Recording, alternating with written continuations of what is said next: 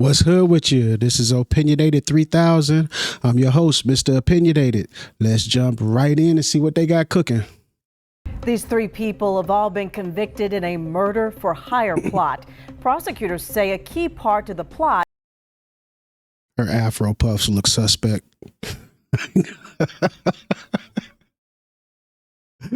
She look a little guilty. I don't know.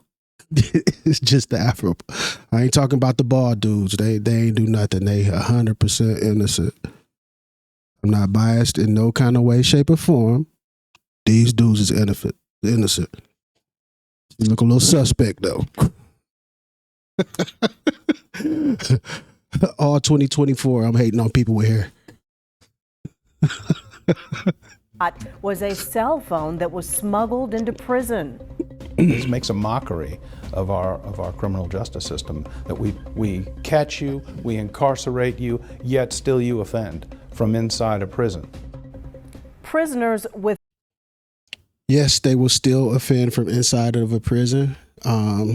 It's because right now we don't try to like rehabilitate anybody. Prison now is like the government saying they're going to get their lick back. They take you and they put you in a cage like you're an animal, and they forget about you. And you're mingling with other people in there that might be a little better than you, might be a little worse, but it's not making you a better person in no kind of way.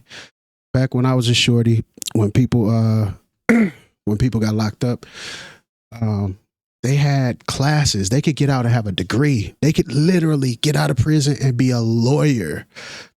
Like, that's rehabilitation.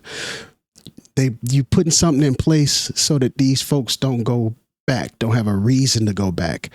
Now it's just punishment. We're going to punish you for the crime you did, but it doesn't make you change your ways at all. If anything, it makes you bitter. And you want to be like a bigger criminal. It's kind of how I think it kind of plays out. A person will sit in there, and I'm not saying that nobody needs to be in prison. I'm definitely not saying that. There's plenty of people who need to be in prison. But because we made prison a thing where people can make money off of it, because we privatized prison, they're not concerned with putting any money back into it to make these people better citizens. All they want to do is get as much money away from the system as they possibly can. So yes, these people might be behaving like animals, but it's because y'all are treating them like animals. If there was some humanity into it, maybe it wouldn't be the same situation.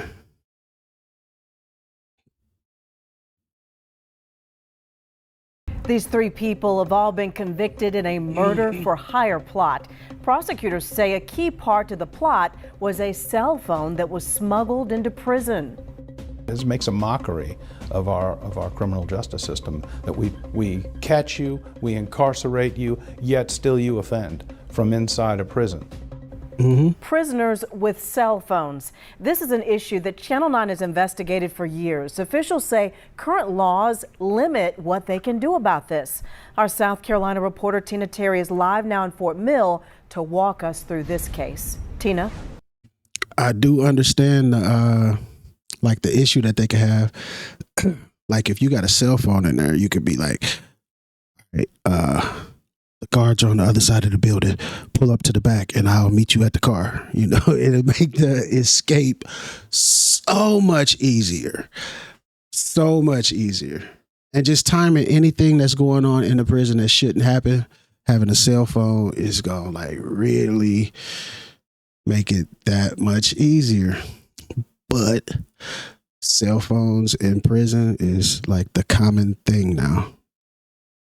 Now, instead of, since they always want to try to make money off of something, why not set up some kind of program where the inmates can get cell phones and they get them through y'all?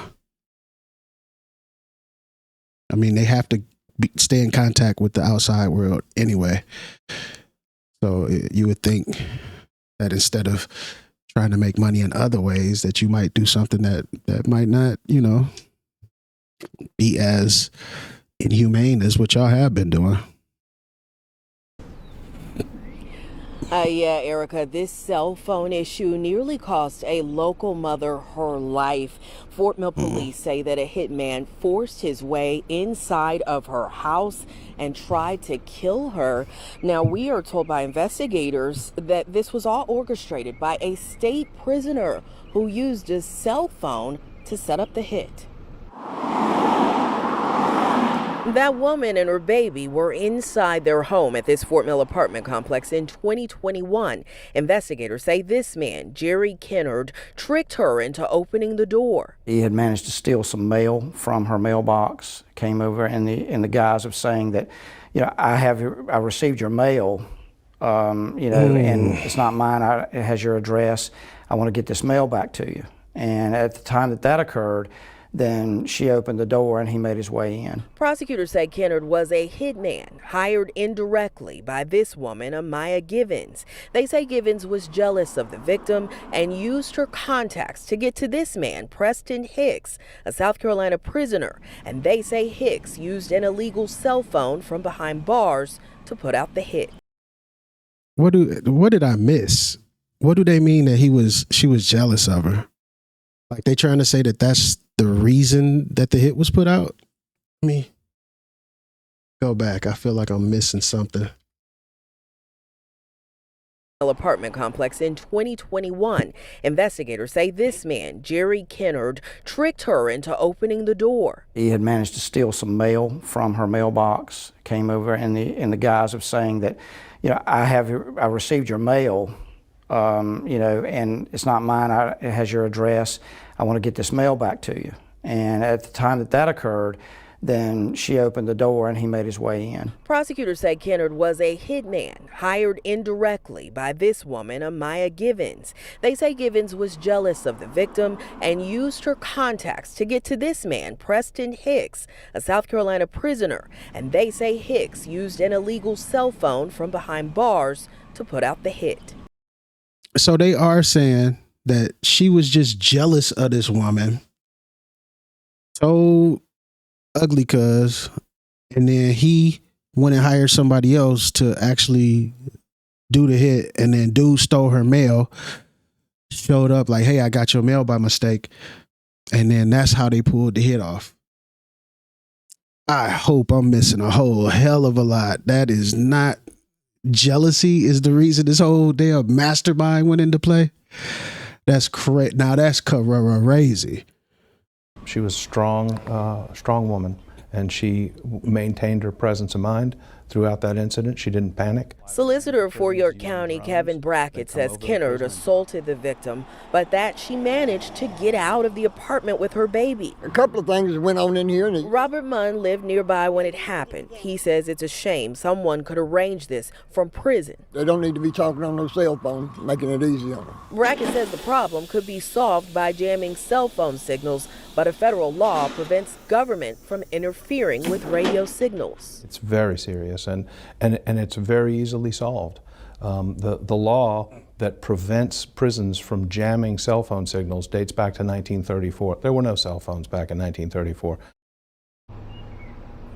And today, a state senator told me that House Bill 4002 has passed both chambers and could be ratified this week. It would up the penalties for prisoners who use cell phones and those who smuggle them in. It would also allow new technology to try to stop those calls.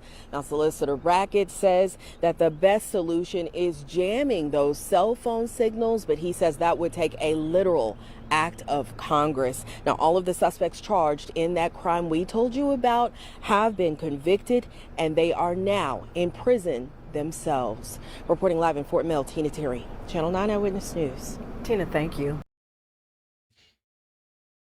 All right. Where do I start? Those people who did that, if it happened how they saying that it happened, definitely should have went to prison. Definitely should have got a lengthy sentence. That was an actual murder that was about to happen. Sorry about that. I just hope it wasn't about to happen over jealousy. To me, that is the pettiest reason that I think I've ever heard of somebody getting killed. Like a lot of times, if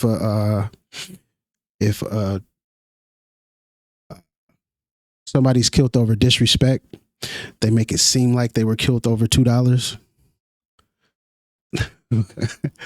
So if a person, we got one man who owes another man $2, and the man comes to collect his $2, and dude says, "Hey, let me get that $2 you owe me, man."